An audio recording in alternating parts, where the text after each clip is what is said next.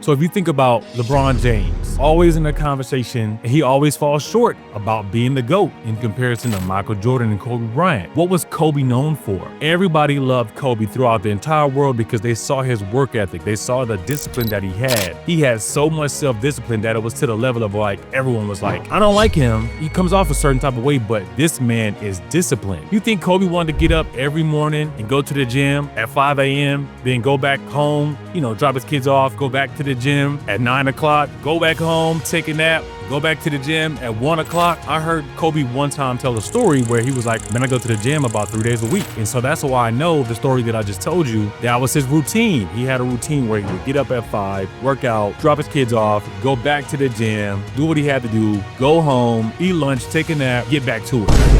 No one wants to do that, but self-discipline is the driver that most people lack. Jordan, think about all the greats. Even though they were great, they had someone also to keep them accountable, but it was the self-discipline for the why are they doing what they're doing. So let's look up the definition of what self-discipline is. Self-discipline is the ability to push yourself, take action regardless of how you feel. Unlike motivation, which comes and goes, discipline keeps you moving forward even on the toughest days. So that's what I mean. Even with me doing what I was doing, what was keeping me focused and keeping me on track to getting where I am right now was the fact that I was disciplined, and my why for doing what I was doing was for me to be able to not have situations with my health, because I was an athlete and I was always in shape, always in the gym, always in a basketball league doing something. But at this point in time, trying to work, 2 jobs basically and take care of my son at the time, it was just, I got burnt out. I couldn't do it because I didn't want to go through what I was doing, and I wanted to be able to go to my son's practices or go to his games and not miss anything. And that's what I can do now because of that. So that's kind of what my motivation was. My why was to be able to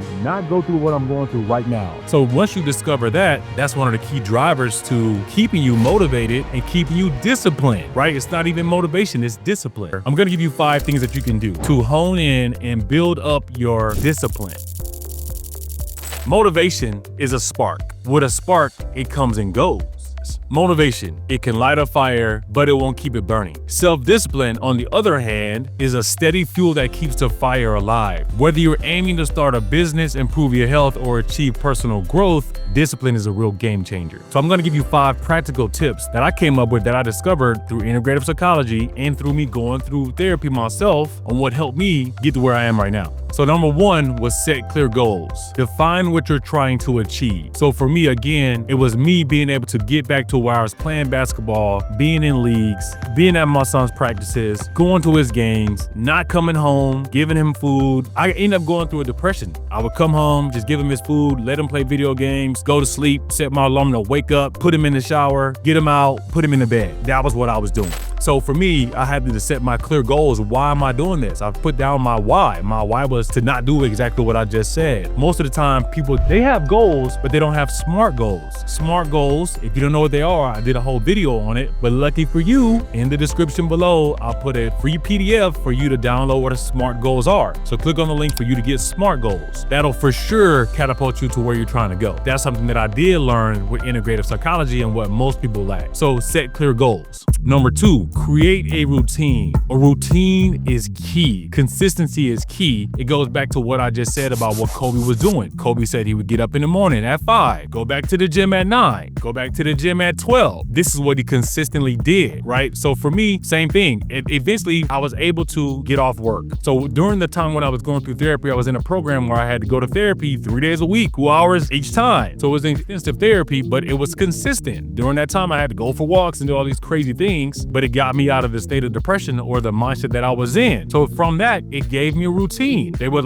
drink water, go for a walk, get sunlight, do different things. I carried that routine over into something that I do right now, right? So you gotta establish a routine. Whatever you can do within your parameters of your day and your time is what you need to do, and set out a routine. Number 3, break tasks into small steps. Avoid overwhelm by focusing on one step at a time. In psychology, we like to call this chunking down, right? When you have large, tasks or large problems that you think are large, you got to chunk them down into smaller problems so they're easier to digest. So when you chunk down, say it could be like, man, I got to go to the gym. I got to drop my kid off at practice. I got to finish this project. I got to, whatever it is. So you're gonna chunk that down. You're gonna be like, all right, I gotta go to the gym. I'm only gonna spend 30 minutes today doing cardio. Or I'm only gonna spend 30 minutes today doing 3 chest exercises. You chunked it down. You can't do an hour, you can do 30 minutes, but you did something to keep you consistent. Boom, right? And then you're like, all right, I'm gonna figure out how to just, with that 30 minutes, I got in a decent workout, got a good pump. Now I'm gonna go drop my kid off at practice for an hour. During that time frame, I'm gonna take my laptop to work on the project in my car or in the gym. Like, these are different things that you can do to break those tasks up into smaller tasks. You're chunking them down. Anytime you have something big or a major problem that you see, whatever that problem is, you can make it smaller by breaking it up into smaller tasks that you can do to obviously the greater issue of whatever the problem is or whatever your tasks are. Number 4, use accountability tools like a habit tracker, journal, an accountability partner, or anything like that can make a huge difference. So we have a goal and mindset mastery toolkit that has a personalized action plan for your goals. It has a 3-month, 90-day calendar, and it has 7 video lessons that you can look at and watch to help you with something like this. So if you're interested in that, again, there's a link in the description for that. So it's a goal and mindset mastery toolkit that'll simplify this for you. So you don't even have to worry about it. You don't even have to think about it. So I just gave you an option for that. If you don't want anything like that, find an accountability partner or use your calendar, and then again, break down your tasks, break down whatever it is, and you can also track your habits. I remember when I first got started in the real estate, even to this day on my calendar, I have a power hour, and it's called a real estate power hour. This thing will go off every morning at 11 o'clock, and it's for me to dive in and focus on whatever my task is for that 1 hour. It keeps me accountable because once it goes off, I'm either gonna do it or I'm not gonna do it. And then in addition to that, I use my notes into where I created something where I have a check mark that shows that's completed. So that's something that I had before. Now, based on me going through, therapy and learning integrative psychology, all this stuff is on autopilot for me now. Now I just do this. None of this is just as part of my routine. And I talked about it before. There's a certain exercise that we do called chaining anchors, where we move somebody from a particular state, from procrastination to motivation by the touch of a knuckle. And so again, that's something that we're talking about now. How do you stay motivated? If you work with someone like myself or somebody on our team, we can do different exercises like chaining anchors that'll move you from a procrastinative state into motivation, in addition to what I'm explaining to you right now. So that's one thing of working with somebody, coach or a mentor, that has these different tools that you can do subconsciously that you don't even have to worry about. But if you don't have something like that, or you don't have someone like myself, or or have a desire to link up with someone like myself, then find an accountability partner. Find someone at the gym that you want to, work out with. Find someone that is on the level that you're trying to get to and work with that person, or just be like, hey man, if you can, I'm trying to be like you, give me those. Are you okay with me also reaching out to you a couple times a week, or can you somehow, I'm not going to sit here and tell you to say, hey, ask them to reach out to you, because I'm pretty sure they're busy, but see if you can provide some value in some way that you can get them to meet up with you once a week, and therefore you'll be accountable because now you're on that person's calendar, and they're gonna, if they're gonna reach out to you, I'm pretty sure you're not gonna be able to waste their time. So do something like that. That'll also be something that will help you stay accountable if you don't want to use the mastery kit that we have, right? Number 5, reward yourself. Celebrate small wins to keep you motivated. That's something that I never did. You might have heard me say this before in some videos. People call me a robot, and it's not that I'm a robot. My friend Lance always calls me a robot, and it's not that I'm a robot. I'm not. My parents were military, and I was an athlete. I still work out like I'm training to go to the NBA. Not as much as I used to, because my last Achilles I tore, but I still train hard like I'm trying to, I don't know, like I'm trying to be an elite athlete in a rec league. But I'm just constantly, that's my mindset, because I grew up, again, with military parents. My dad was a drill sergeant, so I just have this discipline that I have, and it's not being a robot. And then I also, when I did my integrative psychology, going through that, I also went from the chaining anchor exercise, where I had to go from procrastination to motivation. That was one thing that I did struggle with. I wouldn't say motivated, I was disciplined, but I would push certain things off, right? Just because, again, back to what I just said, I had to chunk stuff down, because again, I had a 9 to 5 and had a 5 to 9 that I was taking care of my son. But yeah, sometimes I might procrastinate. It wasn't that I wasn't motivated. I just had a bunch of things to do that I didn't feel like doing. So instead of me, pushing it off, touch my knuckle, I'm motivated. I'm going to get to it. Now, again, that's just a part of what I do on a daily basis, because I did certain exercises with my coach at the time that got me from just, I just do things. You want to get to the point where you're just doing it. I'm not even sitting around waiting for it to get done. And that could be annoying to some of my employees, because if something comes over, I'm sending it back immediately. If it's for for me to close the deal, I'm sending it back. So my expectation for my employees or people that work with me, it's the same way. Like,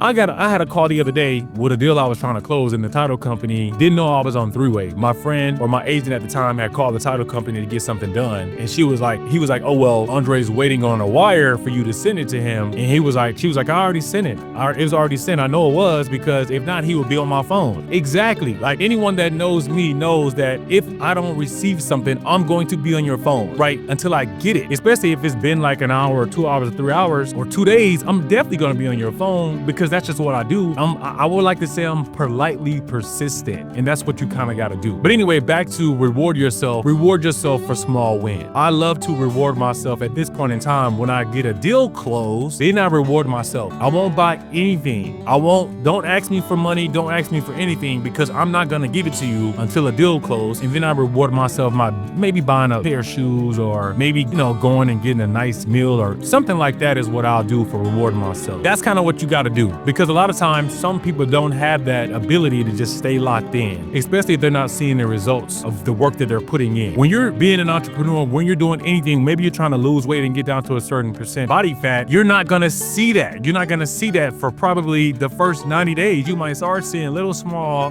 areas on your body that might show up a little bit more defined.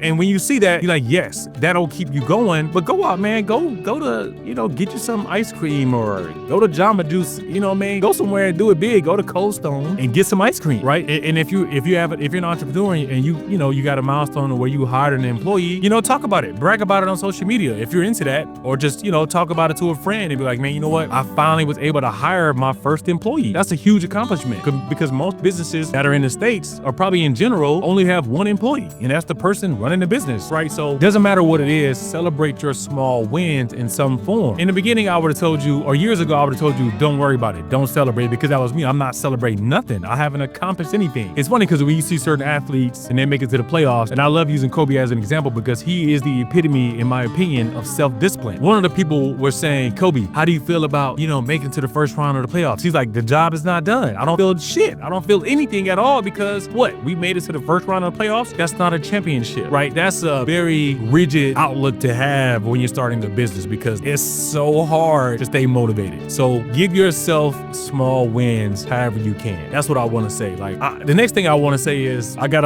a tip here that I wrote down: how to overcome challenges and stay on track. Back to what I just said, when you're an entrepreneur and you're starting business, you're gonna hit a wall, and you're gonna have to push through hitting that wall. I would like to say I think that's what happened to me when I ended up having to go to therapy, because I was working a 9 to 5, and then at one point with doing the 5 to 9, I did hit a wall. And again, what I learned, I gotta pass this on. I had to learn how to practice mindfulness. I had to set boundaries, and I had to avoid distraction. This is what really kept me going after I hit that wall, and I had to be taking off work, trying to do both. In order for me to get to where I was, I had to do what I just said, and those are the tools that I picked up in my therapy. We had to do a whole bunch of things around practicing mindfulness. That was like walking for 30 minutes in the morning. We did a whole segment on setting boundaries and how to avoid distractions, like not turning on the TV, not getting on your phone for the first 3 or 4 hours of the morning. All these different things is what I had to set, boundaries around, and that's what really helped me out. And so I always had to remember why I was doing what I was doing. It was because of what I said in the beginning. It was for family, being able to get my health in order, and me not wanting to be working like I was 50 to 60 hours a week in my 50s and 60s. That was why I was doing it. I had to always keep that in the back of my mind. Not even in the back of my mind. I had to keep that in the forefront of my mind in order for me to stay on track and doing what I'm doing. When your purpose is strong, discipline becomes second nature. I promise you that. I think for me, that wake-up call with almost, and I was only 31 years old. I think for me, hitting the car, my chest getting tight, getting in the car, and my son looking at me like, what's wrong with him? That was it. That was a wake-up call for me. And ever since then, I have not had the problems that I mentioned prior to that. I can work 50 to 60 hours a week or more without blinking, not even think about it. And that's with me going to the gym. That's with me taking my son to practice. That's with me helping out other people. I'm just on a different level, and it's because of some of the things that I just mentioned. All 5 of those things help me out, but just,